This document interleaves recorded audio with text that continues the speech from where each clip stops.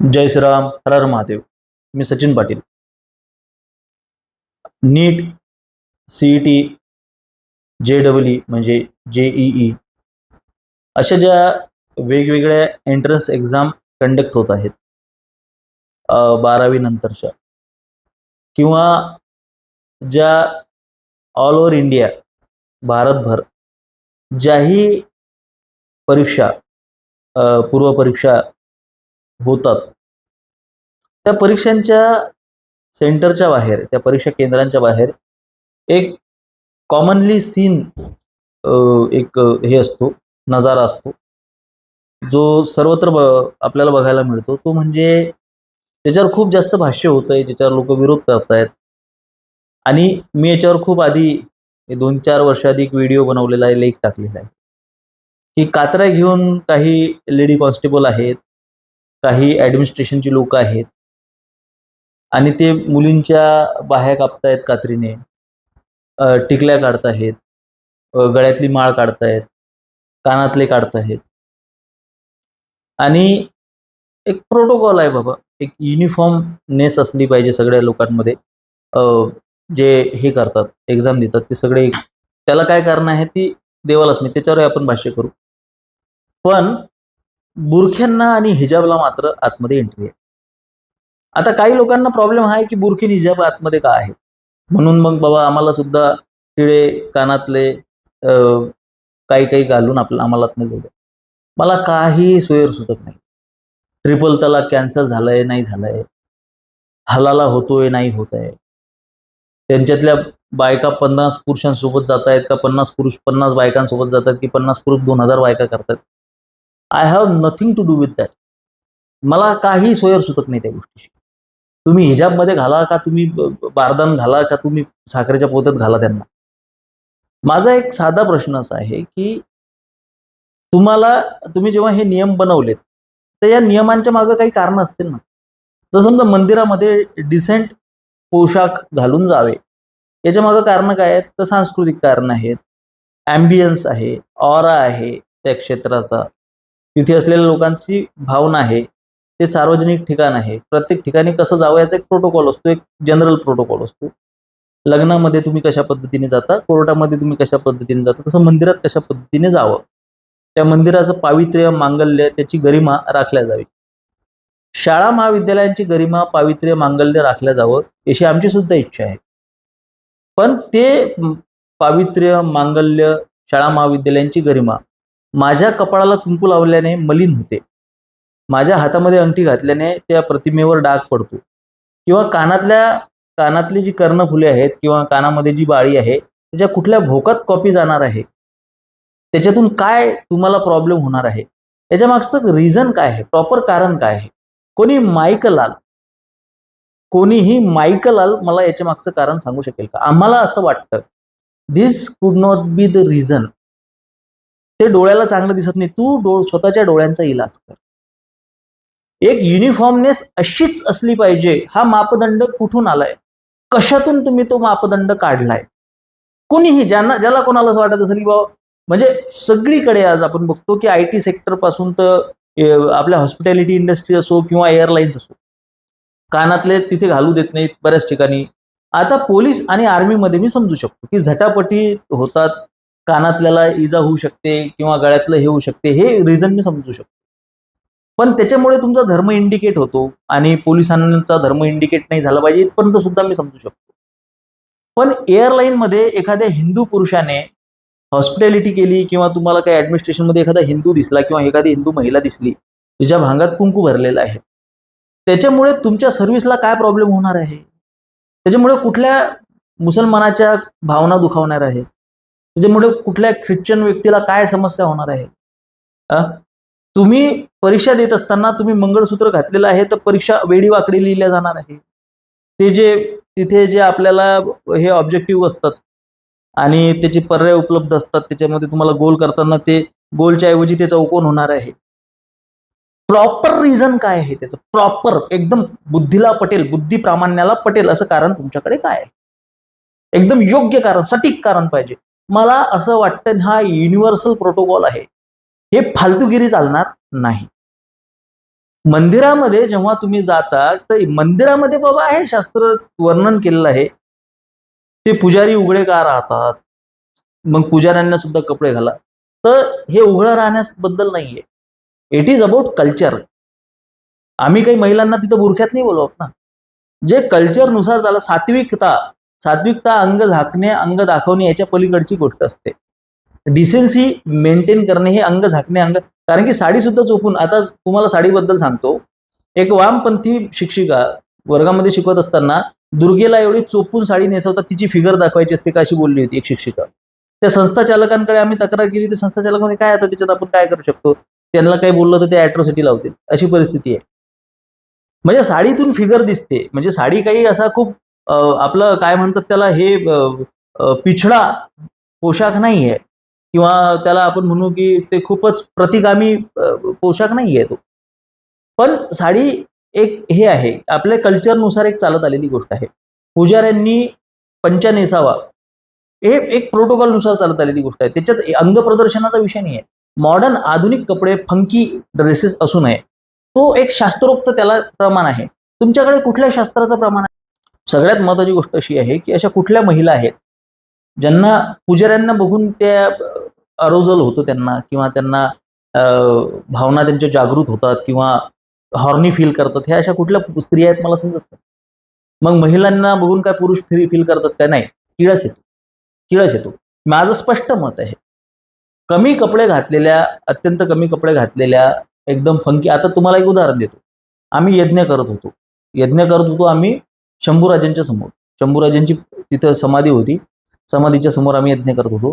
तिथे एक अशी मुलगी आली, तिने गुडघ्याच्या वर ड्रेस नेसलेला होता. असं वाटत होतं की हिची पॅन्ट विसरली आहे काही गडबडीत. आणि ती ना यज्ञ आणि समाधीच्या मध्ये उभी राहिली येऊन स्टाईलमध्ये तिच्या. आमच्या सगळ्यांची टाळकी सटकली तिथं बसलेल्या लोकांची. यज्ञ करत असलेल्या व्यक्तीने तिला रागानं असं केलं एकदम बाजूला. माझ्या राजाची समाधी आहे तिथं. ज्या भोसडीच्यांना असं वाटतं तुम्ही तुमची नजर बदला, त्या हरामखोरांना सांगतो मी, चड्ड्या घालून यायची जागा नाहीये ती भोसडीच्यांना. लक्षात घ्या. तिथे प्रोटोकॉल पाळलाच गेला पाहिजे. तिथे तुम्हाला चड्ड्या घालायच्या आहेत आणि शाळा महाविद्यालयांमध्ये तुम्हाला साल्यांना टिकली लावू द्यायची नाही, मेहंदी लावू द्यायची नाही. काय रिझन आहे रे त्याच्या मागं? आमच्या काय तिथं भावना जागृत होतात? अरे लाज वाटते आम्हाला की माझ्या राजाने बलिदान दिलंय, त्या राजाची समाधी आहे, तू तिथे चड्डी घालून यायची कुत्र्यासारखं तुडवलं पाहिजे तिच्या मायबापासहित त्यांना. ही आमची भावना आहे, पण आम्ही तुडवू शकत नाही ना. कायदा आहे, कायद्याचं राज्य आहे. कायद्याचं राज्य आपण बघतोय नरसापूरच्या प्रकरणावरून. खूप छान कायदा आहे आपल्या देशात. म्हणजे जिथे जे करायचं तिथे ते नाही करायचं, जिथे जे नाही करायचं तिथे ते करायचं. काल मला 2 फोन आले, टोकाचे 2 फोन. दोन्ही समवयस्क होती, वयस्कर व्यक्ती होती. त्यांच्या जास्त खोलात जाऊ नका. लोक मला विश्वासानं फोन करतात, त्याच्यामुळे त्यांची जास्त दोघांबद्दलही आदर आहे. पण दोघांवरही चिडलो मी, लक्षात घ्या. एक होते संघाचे जुने व्यक्ती, संघामध्ये खूप वर्ष काम केले.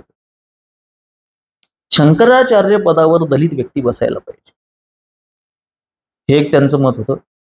आंतरजातीय विवाह जास्तीत जास्त झाले पाहिजे, त्याशिवाय जाती व्यवस्था मिटणार नाही. संघ. दुसरे मराठावादी होते, माझ्याच जातीचे, मराठा समाजाचे होते. आम्ही समर्थ रामदास का मानावा? समर्थ रामदास भेटीबद्दल तुम्हाला एवढा कळवळा काय आहे शिवसमर्थ भेटीबद्दल? आणि कोश्यारी असा बोलला, कोश्यारी तसा बोलला. लक्षात घ्या. त्या दोघांना मी काही प्रश्न विचारले आणि सारखेच प्रश्न विचारले. तुम्हाला असं वाटतं का राष्ट्रीय स्वयंसेवक संघ आणि मराठा सेवा संघ वेगळे आहेत? दोघही फक्त तुमच्या धर्मावर टपलेले आहेत. दोघांनाही तुमचा धर्म उद्ध्वस्त करायचा आहे, याला ह्या मार्गातून त्याला त्या मार्गातून. दोघांनाही तुमच्या धर्माची मौलिक तत्व मातीत गाळायची आहेत, याला ह्या मार्गातून त्याला त्या मार्गातून. का रे बाबा, मला समर्थ रामदास स्वामींचं साहित्य मला आवडतं. शिवसमर्थ भेटीचे प्रमाण आहेत, पुरावे आहेत. शिवसमर्थ भेट झाली, मी छाती टोक सांगतो. गुरु शिष्य मानावे का नाही मानावे हा ज्याचा त्याचा व्यक्तिगत प्रश्न, तुम्ही मारू नाही शकत त्याला. तुम्ही जर का एखादा व्यक्ती मानत असेल त्याच्या मान्यतेला तुम्ही आम्ही मारू हानू ही गोष्ट नाही करू शकत. आणि हाणामाऱ्याच्या गोष्टी करायचं प्रबोधनकार ठाकरे फुलेंपासून सुरुवात करावी लागेल तुम्हाला. ते पहिले 2 व्यक्ती आहेत ज्यांनी गुरु म्हणून मान्यता दिलेली. आता प्रश्न असा आहे की तुमची ही जी दादागिरी आहे ती तुमच्याजवळच ठेवा भोसडीच्या. तुम्ही नाही शिकवायचं आम्हाला की आम्ही कुठला अभंग मानायचं, काय प्रमाण मानायचं, काय हे तुम्ही नाही सांगायचं आम्हाला.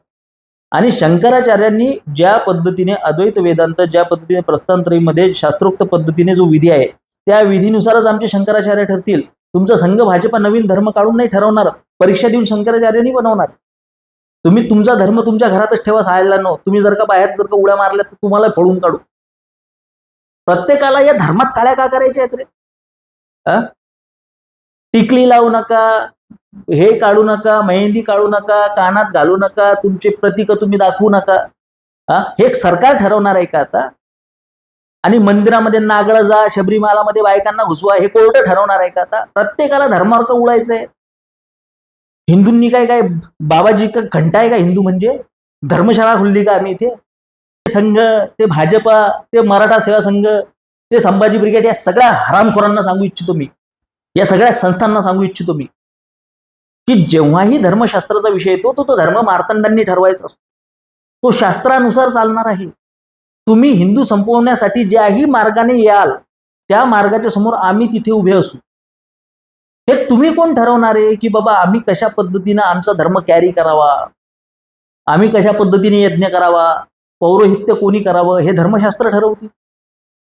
आम्ही कुठल्या संस्थेमध्ये जातोय? व्यक्ती स्वातंत्र्याची गोष्ट करताय ना तुम्ही. वंचित बहुजन आघाडीचे नेते म्हणतात की मी केस का वाढवले, कारण की शाळेमध्ये केस कापण्याचा नियम होता. मला व्यक्ती स्वातंत्र्यावर तो घातल्यासारखा वाटला म्हणून मी बंडखोरी म्हणून केस वाढवले. ते तुम्हाला चालतं. अरे ठीक आहे बाबा की रुद्राक्षाच्या माळा, गळाभर माळा घालून तुम्हाला शाळेत नाही जायचं, पण एक तुळशी माळ, मुद्रा माळा धारण करणे हा वारकऱ्याचा जन्मसिद्ध अधिकार आहे. त्या तुळशीच्या माळेला अनन्यसाधारण महत्व आहे. तुम्ही गळा कापू शकता वारकऱ्याचा, त्याच्या गळ्यातून तुळशीची माळ तुम्ही काढू शकत नाही. ती माळ तुम्ही त्या एक्झाम सेंटरला काढायला लावता. त्या माळीमध्ये काय आहे? तुझ्या बापाचं गाठोडं? कोणी माळीवाला काय उडाला होता का तुझ्यावर? तू कोण आहेस अधिकारी त्याला माळ काढायला लावणार? गव्हर्नमेंटनं तसं काहीतरी सांगावं ना, प्रोटोकॉल द्यावा ना, की बाबा हे कारण आहेत आमच्याकडे, का तुम्हाला काढायची आहे? परत त्या म्हाताऱ्याला मी एक प्रश्न विचारला श्याम मानवच्या संदर्भात. नरेंद्र दाभोळकर हे अमुक धमुक, तो बोलला हे समाजाला आदर्श असले पाहिजेत. म्हटलं तुमच्या घरात श्याम मानवला आदर्श मानतात का? म्हणे हो. आता गंमत पहा, श्याम मानवचं एक उदाहरण मी नेहमी देत असतो. तो व्हिडिओ मी डाउनलोड करून ठेवलाय. श्याम मानव लग्न संस्थेवर फार टीका करतो. मॅरेज काउन्सिलर आहे तो. विवाहबाह्य संबंध कसे ठेवायचे, विवाहपूर्व संबंध कसे ठेवायचे, आणि सोबतच एखाद्या व्यक्तीला 2 व्यक्ती आवडले तर त्यांच्याशी संबंध कसे ठेवायचे, तर त्याच्यात एक सल्ला दिली होती त्याने. एखाद्या स्त्रीला 2 पुरुष आवडले तर तिघांनी सोबत राहावं. म्हटलं तुमच्या घरात चालतं का हे? असं पाळतात का तुमच्या घरात? म्हणजे बायका 4-4 माणसं ठेवतात का? असं तसं. त्याला राग आला. राग यायचं काय कारण आहे? श्याम मानवला आदर्श म्हणतो ना. आमच्या समाजाच्या संस्कृतीच्या नैतिक मूल्यावर उठलेल्या या भोसडीच्यांना तुम्ही आदर्श म्हणून समाजामध्ये प्रस्थापित करता, लाज वाटत नाही तुम्हाला? तुमच्या घरामध्ये चालत असेल ते, आमच्या इथे चालत नाही.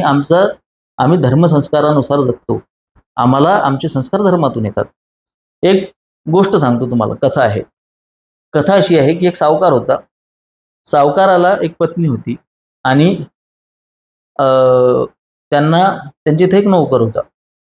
कालांतरानं सावकार खूप हे होता, पॉप्युलर होता पंचकृषीमध्ये.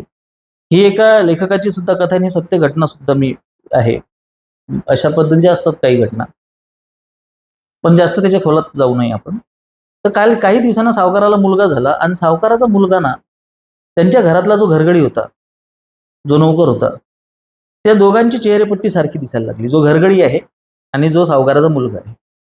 मग सावकाराने काय केलं, मुलाला दूर शिक्षणाला पाठवून दिलं आणि घरगड्याला सुद्धा काय कालांतरानं म्हातारा झाल्यानंतर सुट्टी दिली. त्याने तिकडे गावामध्ये शेत गीत बागायतदार, तो पण घरगडी पण चांगला गळगंज झाला.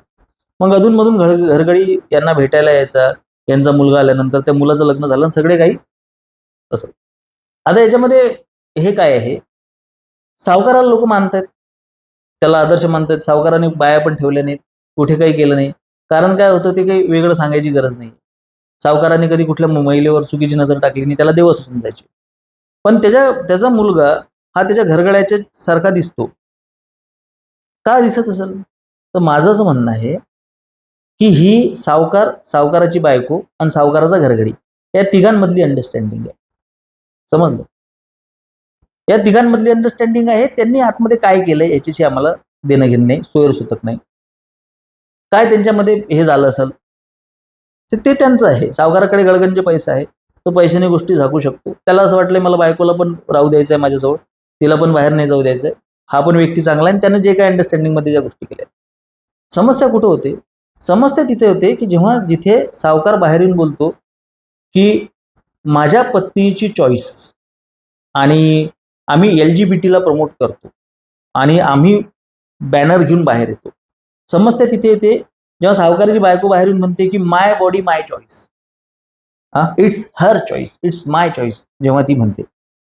जेव्हा ती बाहेर येऊन अशी बोंब ठोकते की बाबा मला 2 व्यक्ती आवडतात, आय एम बायसेक्शुअल किंवा आय एम व्हॉट एव्हर, समजा मी त्याच्यामध्ये आहे.